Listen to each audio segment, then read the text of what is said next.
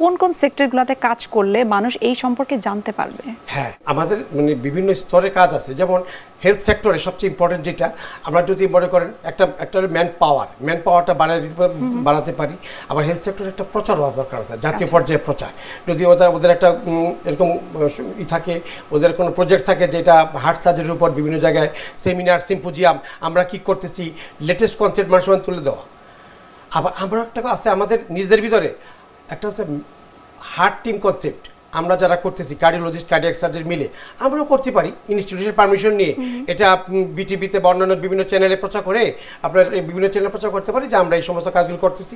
এবং ইভেন আমরা রেডিওতে প্রচার করতে পারি, যদি মানুষ শুনে কথাগুলো, আমাদের কথাগুলো শুনে, সেমিনার, সিম্পোজিয়াম ছাড়াও। স্যার, এই ক্ষেত্রে আপনার কাছে আমার একটা ছোট্ট প্রশ্ন রয়েছে, যেটা আপনি বলছিলেন যে কার্ডিয়াক সার্জারির এই যে এত উন্নতি হচ্ছে, সেটা আপনারা বিভিন্ন ধরনের সেমিনার, সিম্পোজিয়াম আপনারা করছেন, কিন্তু সেটা কি আসলে মনে হয় আপনার কাছে যে রুরাল পিপল বা রুরাল এরিয়া এই পর্যন্ত এই মেসেজগুলো পৌঁছাচ্ছে?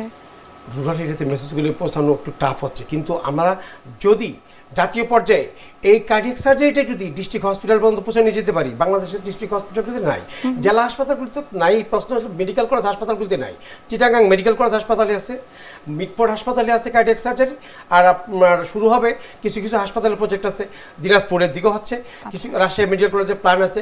অথচ বাংলাদেশের বেশিরভাগ মেডিকেল হসপিটালে ক্যাথল্যাব আছে, কিন্তু কার্ডিয়াক সার্জারিটা ডেভেলপ করে নাই। যদি আমরা ডিস্ট্রিক্ট পর্যায়ে করতে পারি, ওখান থেকে থানা পর্যায়ে যাবে, কিন্তু এখন বেশিরভাগ ঢাকা কেন্দ্রিক হয়ে গেছে, সেই জন্য আমাদের প্রচারটা একটু কম হচ্ছে। আচ্ছা, যেহেতু আপনি বললেন যে এগুলা সবই হচ্ছে ঢাকা কেন্দ্রিক, তো ঢাকার বাইরেও নিশ্চয়ই এগুলো করা উচিত। এক্ষেত্রে আসলে আপনার কাছে একটু জানবো, একজন চিকিৎসক হিসেবে আপনার স্বাস্থ্য অধিদপ্তরের প্রতি আপনার এক্সপেকটেশন কি? স্বাস্থ্য অধিদপ্তর আমাদের ক্যাডেক্সের ডিপার্টমেন্টের যাতে ম্যান পাওয়ার কাজে লাগানো যায়। আমরা তো আমাদের ছেলেমেয়েরা এমএস করে অনেক কার্ডিয়াক সার্জন তৈরি করে ফেলছি। আমরা বাংলাদেশ মেডিকেল ইউনিভার্সিটি থেকে প্রতি সেশন, এইবার সেশন 8 জন ভর্তি হয়েছে, প্রতি বছরে 8 থেকে 10 জন ভর্তি হয়। এদের আমরা ভর্তি করে আমরা মোটামুটি ফেজ এ, ফেজ বি 2টা কোর্স কমপ্লিট করে তাদের 5 বছরের কার্ডিয়াক সার্জন হয়ে যাচ্ছে। কিন্তু তাদের আমরা এই জনবলগুলো কিন্তু দক্ষ জনবল তৈরি হলো, কিন্তু তাদের আমরা কাজে লাগাতে পারছি না। আমার রিকোয়েস্ট থাকবে স্বাস্থ্য অধিদপ্তর, স্বাস্থ্য মেডিকেল এডুকেশন, এদের অধিদপ্তরের মহাপরিচালকদের কাছে, যাতে এই বাংলাদেশে এবং নীতি নির্ধারক যাতে কার্ডিয়াক সার্জনদের পোস্ট ডিস্ট্রিক্ট হসপিটাল ক্রিয়েট করা হয় এবং জেলা পর্যায়ে সে সমস্ত সব সুবিধা দিয়ে ইনফ্রাস্ট্রাকচার তৈরি করে যাতে কার্ডিয়াক সার্জারি ওখানে চালু করতে পারে, তাহলেই মানুষ জনগণের গর্দে আমরা কার্ডিয়াক সার্জারি সেবাটা পৌঁছে দিতে পারবো।